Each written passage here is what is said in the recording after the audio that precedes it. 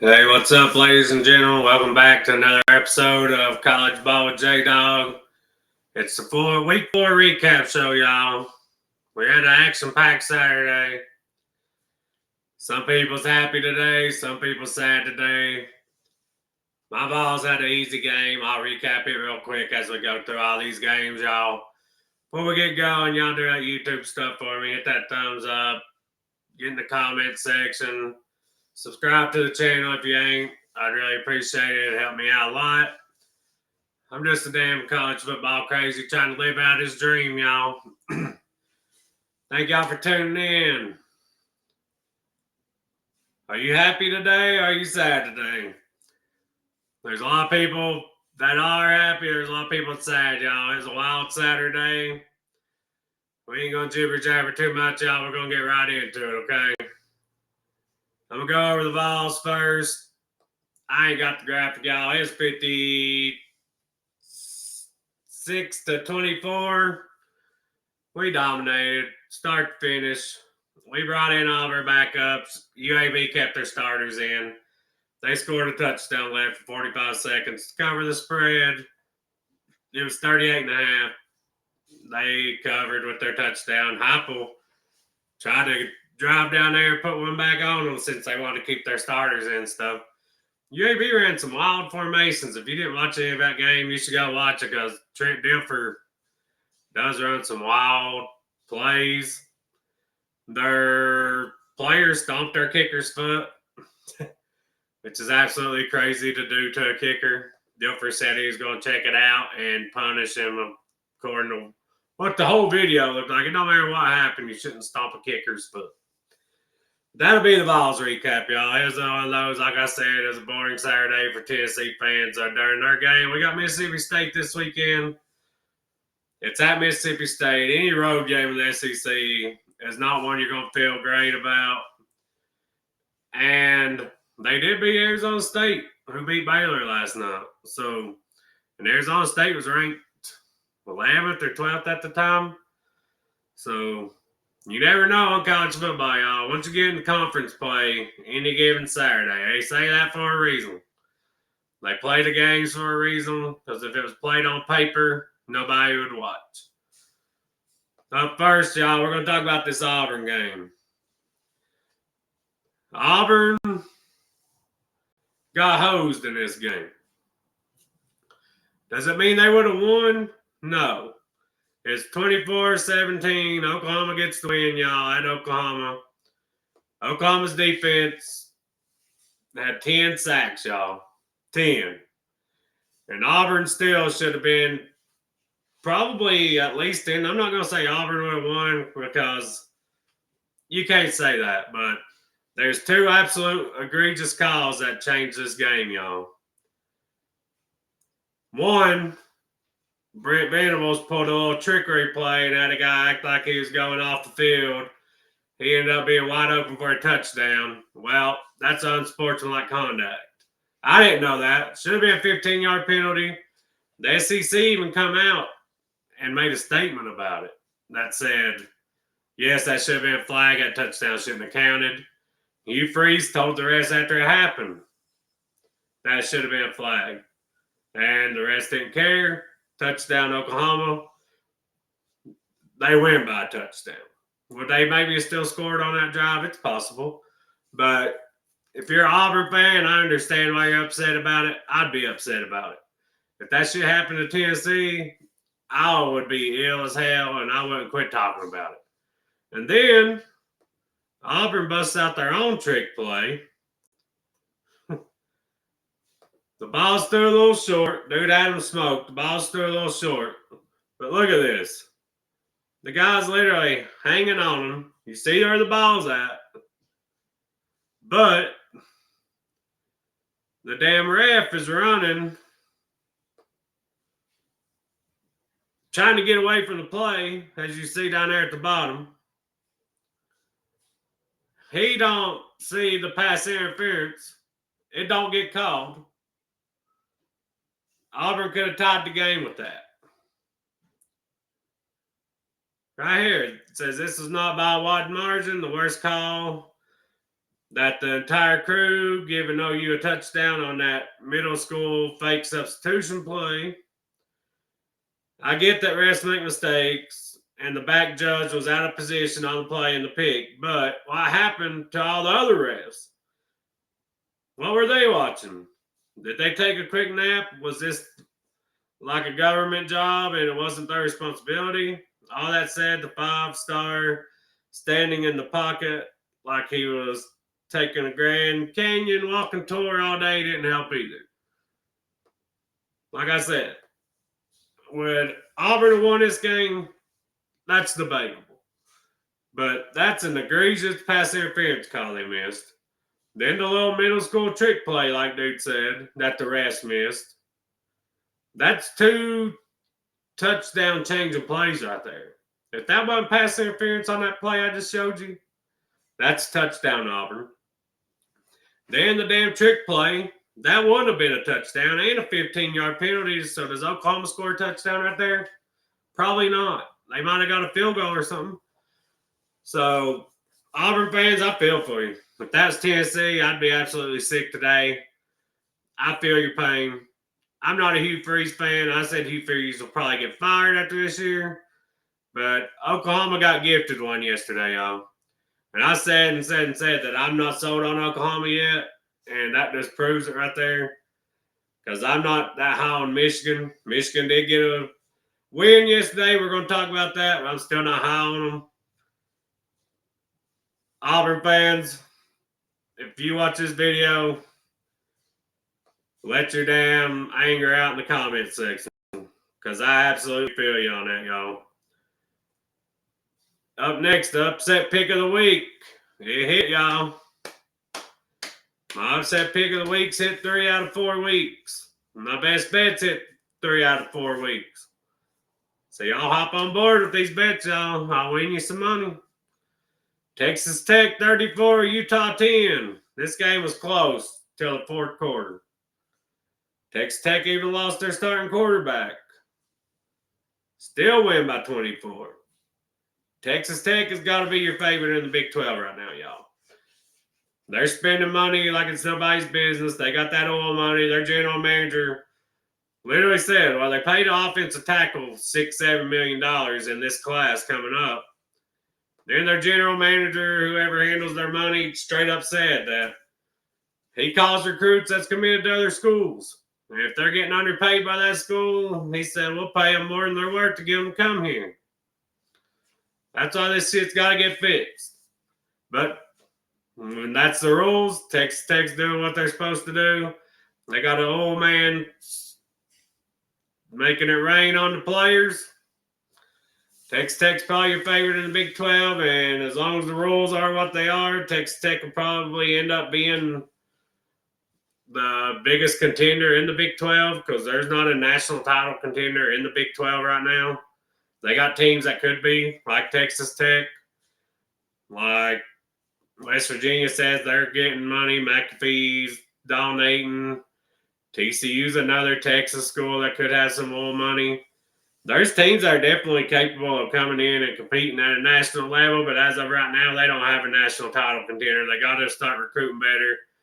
And that starts with getting the players, and that's what Texas Tech is doing. Good win for Texas Tech. You're officially the favorite. You still got a couple of rough games. SMU's been a disappointment so far. TCU whooped them yesterday. TCU's probably, as of what I've seen so far, Kansas, TCU, Baylor, Arizona State. Arizona State beat Baylor last night. We're not going to really discuss that game, but they did beat them, and it was a close game. Or did Baylor? Yeah, Arizona State won on a field goal at the end. It was a good game. Baylor's got a couple of close losses, and then they got beat by Auburn. So they're not out of it because their loss is out of conference. Arizona State's not out of it. Their loss is out of conference, which Baylor has one conference loss now. Anyway, I'm getting sidetracked here, y'all. The big upset of the day. I don't know why the spread was as much as it was after the way Clemson's looked this year. They literally struggled in every game. They struggled with Texas Tech. But this game right here makes Tennessee's first opening win look better, y'all. Syracuse is a pretty good team. Steve Angeli, man, he's a Notre Dame kept the wrong quarterback, I think. Unless it's just Syracuse's offense, because last year they had Kyle McCord. He struggled at Ohio State with all them weapons. He goes to Syracuse. Leads the nation in passing yards per game. Steve Angeli's up there, top 2 or 3 this year in passing yards. Unfortunately, they dog-walked Clemson, y'all. The score is closer than what it really was. They had a big delay.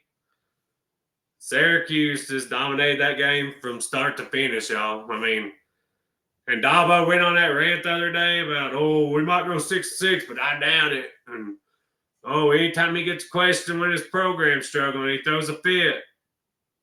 Clemson and Dabo are heading for a messy divorce, y'all. I discussed this on my last video. That Syracuse goes in to Death Valley and puts belt to ass on Clemson, y'all. That's 3 losses for Clemson. 3. They're 1-3. Their one win is against Troy, and they was down 16-0 in that game. Come back and won 27-16. They had the most returning production in college football.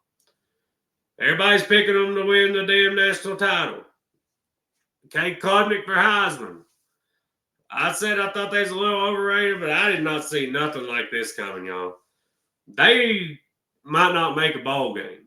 If they don't get their crap together, they might not make a bowl game. They got all that talent. Something's up at Clemson. Something is behind the scenes that we don't know about is going on because they got way too much talent. More talent than anybody in the conference besides Miami. And maybe Florida State. Florida State might be up there with them, but besides Miami, Clemson should not get beat like that by anybody in that conference. They recruit top 12, top 15 every year. So most of the time top 10, and you're getting freaking annihilated by Syracuse. Syracuse beat them worse than anybody. Syracuse beat them worse than Georgia Tech. Beat them worse than LSU. Tennessee beat Syracuse by 23 points, y'all. Unfortunately for Syracuse, with the big win yesterday comes some terrible news, y'all. Syracuse quarterback Steve Angeli, who is absolutely lighting it up, he threw good against Tennessee. He was, I think, first or second in the country in pass yards going into yesterday. Out for the remainder of the year with the damn Achilles tear. I hate to see it, y'all. I will never be one of them college football fans that celebrate injuries for other teams. I don't care if I like them, if I hate the team.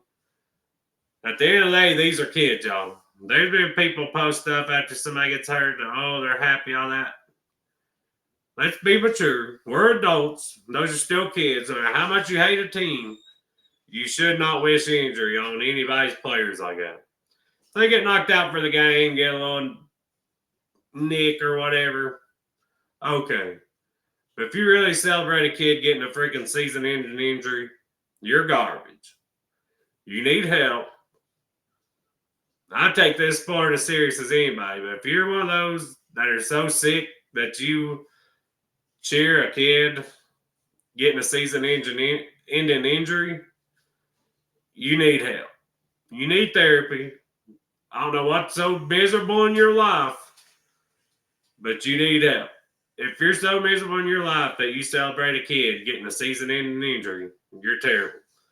There's an Ohio State fan cheering on Michigan losing their 5-star offensive tackle for the season started to an ACL or something.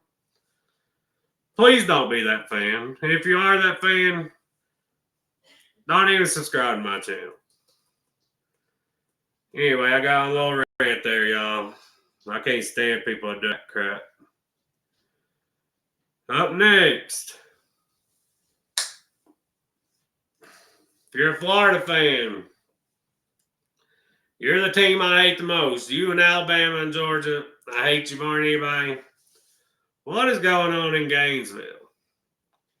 You got too much resources. You got a state full of talent where you can fill your almost whole roster up with talent from your state. And there's enough to go around for you and Miami and Florida State. And yet, Billy Napier keeps trotting this onto the field. How he has a job right now is beyond me. If you're a Florida fan, you're watching this video, let your frustration out in the comment section. What is Strickland doing? Why has Napier not been fired yet? I get he beat LSU and Ole Miss last year at the end of the year. Y'all didn't want to lose Lagway. Well, Lagway's not very good this year. You can say it's because he missed all spring. You can say what you want to, whatever. He's regressed. Napier's never really had a player progress while he's been there. Y'all's damn receiver, his name's slipping my mind right now. He absolutely torched Tennessee as a freshman, and he's got no better the whole time he's been there. Can't think of one player in my head that got up to Florida and got tremendously better from the coaching. He recruits good enough to win at least 7, 8, 9 games a year if he's a good coach. And hats off to Miami. They pushed y'all around. I mean, they're physical. Miami's physical on both sides of the ball. They're talented. I'll probably say they're going to win the ACC. I'm not a big believer in Mario Cristobal, but with the schedule they got after beating y'all, after beating Florida, I don't see them losing to anybody in the ACC besides maybe Georgia Tech. Georgia Tech's the only team in the ACC I've seen that can match them physically. Maybe Florida State. I'm still not sold on Florida State because I'm not sold on Bama. Not after watching Wisconsin yesterday. But Napier come into that game and he didn't even coach to win it. If you're a Florida fan, do you think Napier coached like he wanted to win that game last night, or do you think he coached to not get embarrassed? Because from what I seen, he did nothing the whole game to make it look like he was trying to win that game. He looked like he was just trying to not get embarrassed. That's all it looked like to me. Gator Nation, I hate Florida, but I feel bad for you. I never thought in my life I'd see the day that Florida was this bad. I really didn't. At a program like Florida, the absolute floor should be 8-4. That should be the floor. If you're at Florida, that should be the absolute floor. And this shit right here, man, it's been going on since Napier got there in year 1. This is year 4. And they're still having trouble putting the right amount of guys out on kickoffs and field goal team and stuff. How does he have a job today? I hope you keep him for 10 years. But how does Billy Napier have a job today?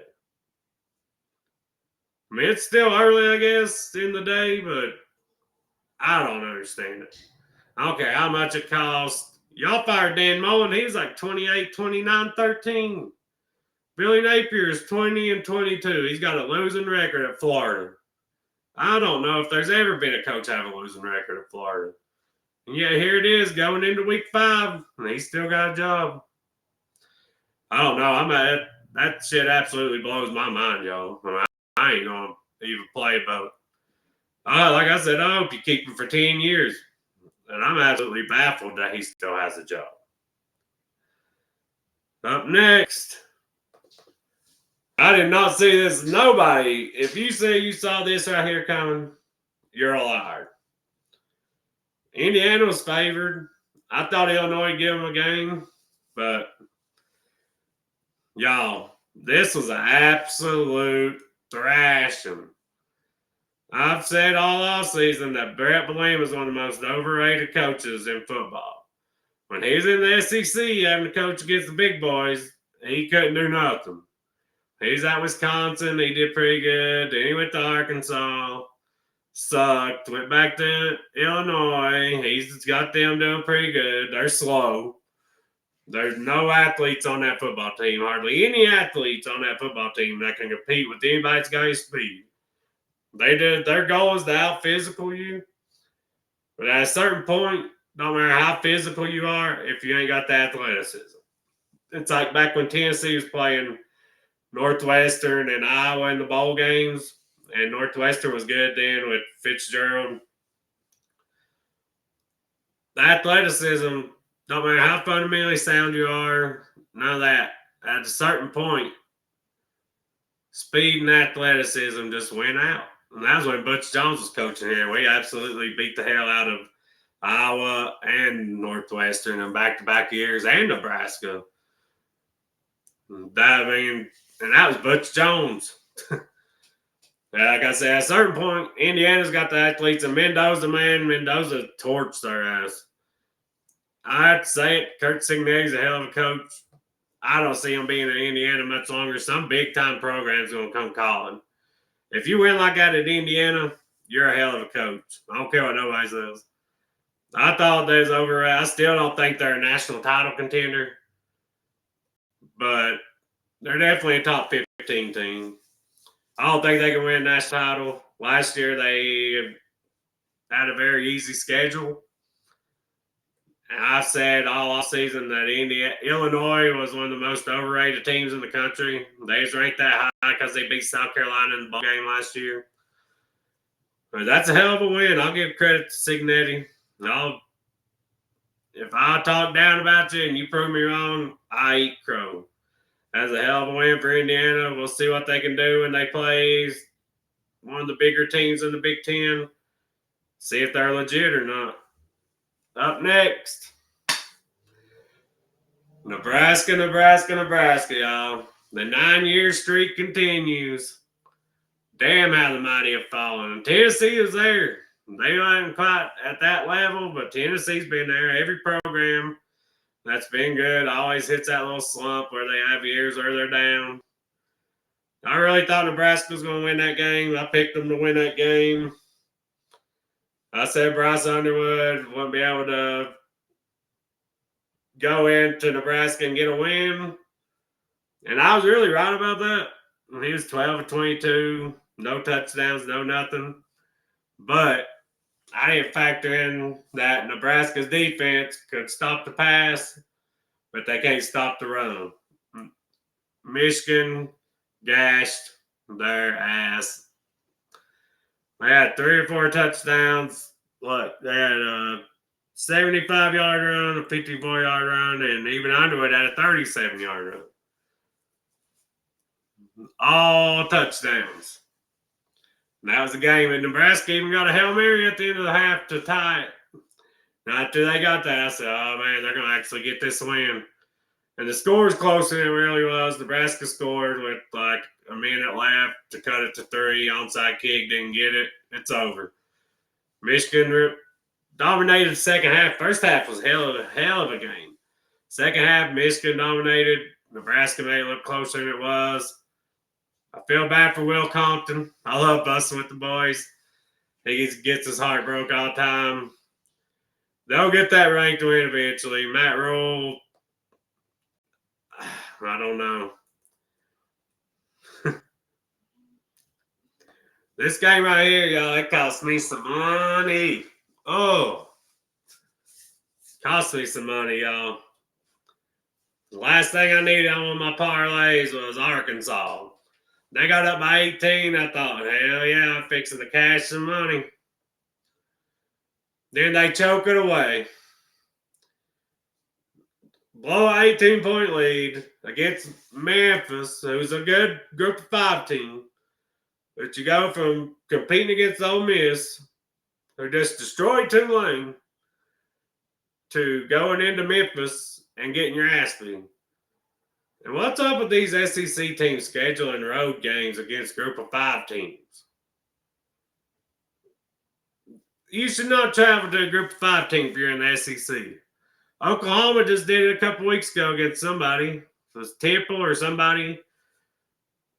Quit scheduling road games against group of 5 teams. They come to you. We're the upper echelon.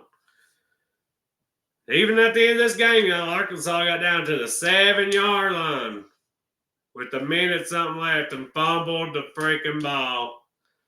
They had all 3 timeouts. They had Memphis on 3rd down, and Memphis's freaking 200-pound quarterback carried a 350-pound defensive lineman and the entire Arkansas defense 5 or 6 yards for the 1st down. We're going to talk about the hot seat too, y'all. We're going to talk about the coaches on the hot seat because there's a few of them, especially after Saturday. We got some damn hot seat candidates. That's for damn sure. We got 2 more games after this one we're going to talk about. Then we're going to get into the hot seat, y'all. Missouri handles business against South Carolina.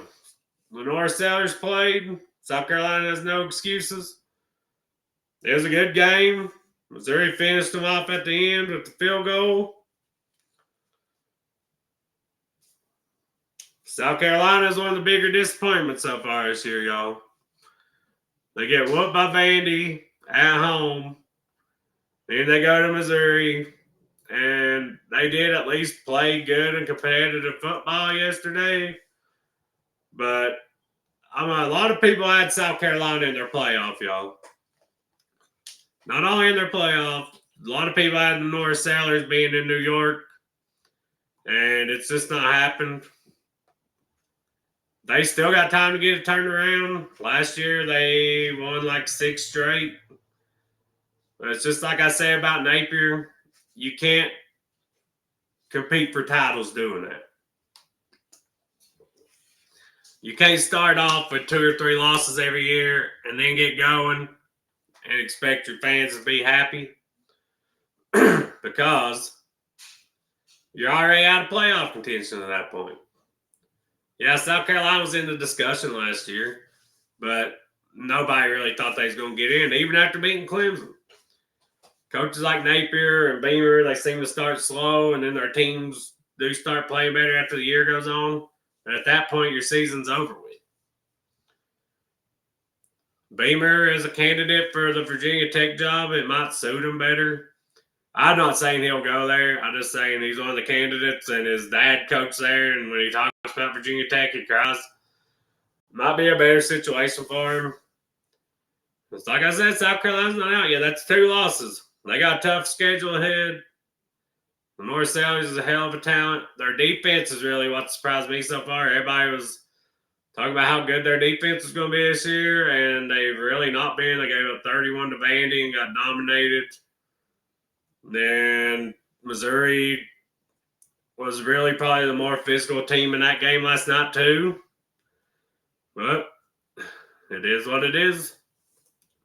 South Carolina, you still got time to get it fixed. Missouri, you got an easy schedule. You might make the playoff this year because your schedule is easy. Unless the committee factors in strict the schedule and you go 10-2 and somebody else goes 9-3 with a hard schedule, you could get in. I'm still not sold on Missouri because I'm not sold on South Carolina. I wasn't sold on South Carolina coming into the year.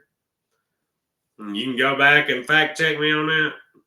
But that's a big win for Missouri. One of their harder games. Already got to win. Up next, we're going to talk about Bill Belichick for a little while, y'all. Is the Bill Belichick experience already a disaster? I didn't think it would work out when it happened. Because really, Belichick's been nothing but an average coach without Tom Brady, if even average.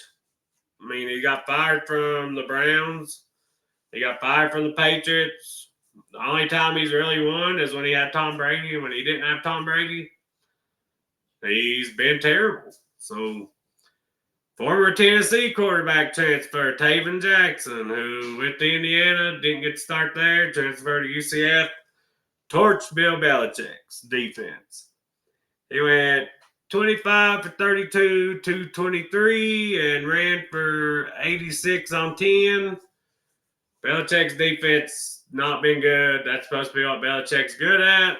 Their offense sucks. They scored, like 10 against TCU, 10 or 13, something like that. 9 against UCF, and UCF is not no world beater so far this year. They did whoop up on bad competition, which you should do. I'm not sure they're going to make a bowl game this year, y'all. They got a pretty manageable schedule, but they're bad. And Bill Belichick's over there getting their ass whooped, and he's over there talking to his girlfriend on the sideline. What is his girlfriend doing on the sideline talking to him during the middle of the games? I'm not sure North Carolina knew what they were signing up for when they done this. I think this experiment lasts 1 to 2 years, and then they cut him loose. I didn't think it was going to work out to begin with, and he's banned Patriots scouts from being at games and everything else. And, like, these players don't care if you don't like the Patriots. They're trying to get drafted, and you're banning one of the 32 chances they got of getting drafted from being there. I don't know. Y'all tell me if you think that it's over or do you think that there's still time to turn it around. I think it's just a publicity stunt gone wrong. I think they really thought Belichick could come in there and do something, but I think Belichick's just not really invested. I think he's more worried about his little young girlfriend and letting him control her. He can't even answer questions on 60 Minutes. He's on the sidelines talking to them while they're getting their ass whooped. But yet the whole time he's not treated media bad, wouldn't answer questions, all that while he's at New England, and it's just a mess, man. I don't see it lasting more than a year or two. What do y'all think? Do y'all think it can work out, or do you think it's just a bad experiment that's going to last a year or two, like me? The best bet, y'all, from Thursday, I gave you hit. I took Michigan State to cover the spread. It was 18.5. They covered. They was early in that game, and till the fourth quarter too. Michigan State was one of my teams. I said would go over their win total. I like their coach. I like their quarterback. I didn't think they'd beat USC, but I picked them to cover. That was my best bet, and that happened. We're gonna go over this graphic right here, y'all. Cal screwed me last night too. I have a lot of money. I picked them. Alternate spread minus 10.5. They was 14-point favorites against San Diego State. Got destroyed 34-0, of course. Utah gave up 24 points in the fourth quarter. They're not on the hot seat. Illinois got crushed by who had the worst weekend? Oklahoma State lost to Tulsa 19-12, paid on $300,000 to play the game. Like I said, we got some coaches on the hot seat, y'all. Who had the worst weekend? I'm going to say Illinois. You're ranked ninth in the country and you lose by 53 points. I don't care if you're overrated or not. You're ranked in the top 25 and you lose by 53 points. That's absolutely crazy. The AP poll, the coaches poll out, y'all. I always discuss those on Monday. I got one last thing I want to go over with y'all, and that is the hot seat. And there's one name missing from this hot seat, y'all, and that is he's on there. Mike Gundy. They're 0-3, y'all. They got absolutely whooped by Oregon, which they barely beat Tennessee Martin. Got whooped by Oregon. Gundy isn't 0-3. He's 1-2 because they beat Tennessee Martin, so this is wrong. Got beat by Tulsa. I don't know if they didn't win a Big 12 game last year. I don't think they will this year. Gundy's going to be gone. Dabo's aggravated Clemson fans, Clemson media. Does he stay there after this year, or does he go coach somewhere else like he said? Because he ain't going to the beach. But yeah, you set the standard. Yes, you did. But if you don't meet that standard after so many years, it happens to everybody. Philip Fulmer, Bobby Bowden. The list goes on and on and on. You set the standard, it don't matter. If you can't hold that standard, the fans get mad. It's part of it. Luke Fickell. They got beat. They were 17-point favorites or 14-point favorites, something like that, and they got whooped by Maryland, y'all. And Maryland's over-under win totals 3.5 or 4.5 coming in this year. That's I asked Alabama fans how they feel now after because everybody's in the media is talking about, Alabama, look how I'm turning it around. Wisconsin's terrible. So if you're an Alabama fan, how do you feel? I asked them on the internet. They said, we won. Some of them said they don't feel good, but most of them are just hateful with me, saying they weren't really hateful. They just said Nick Saban still live rent free in their head because Saban. One of them said they don't feel good. He was nice. A couple of them said a win's a win, and that's true. I appreciate all the feedback I got from them. Also asked Arkansas fans. They want Pittman gone. They said they want him gone last year. I'm curious if they'd want Petrino to get moved up or if they'd like to go after Gruden or somebody. Gruden said he wants to coach in the SEC. I think for sure Fickell keeps his job because his buyout is the highest of anybody's ever besides Jimbo, and I don't know if Wisconsin got that kind of money. I'm starting to think Dabo and Clemson part ways. Pittman gets fired. Gundy gets fired. Napier, I don't know if they're going to keep him around or not. I mean, it seems like they want to keep him for some reason. The whole reason they kept him was because they didn't want to lose Lagway. Well, Lagway's not looking good this year, so why is he not fired yet? I know Florida fans want him fired. Any Florida fan I talked to is done with him. You're in year 4, and you're starting the season 1-3. The first couple of years, fans will work with you, but in year 3, year 4, you're still just as bad as you was in year 1. Hugh Freeze, I'm not sure he's on the hot seat just yet. He still has yet to really get a big win at Auburn, but they kind of got hosed last night. I think he's still got the season ahead to really see how that one goes. But I think there's going to be some more coaches get fired. There's already been 2. Maybe some people's waiting to make sure their players can't hit the portal because of the red shirt rule or whatever. Y'all, it's a good Saturday. It's a fun Saturday. Some people had a good Saturday, like I said. Some people had a bad Saturday. Y'all get in the comment section. Tell me how your Saturday went, what you was shocked by, what you wasn't shocked by. I appreciate y'all tuning in, y'all. If you haven't already, please do that stuff for me. You know what it is. Thumbs up, subscribe, comment, share with your buddies. God bless y'all. Thank you for tuning in. And as always, go Vols.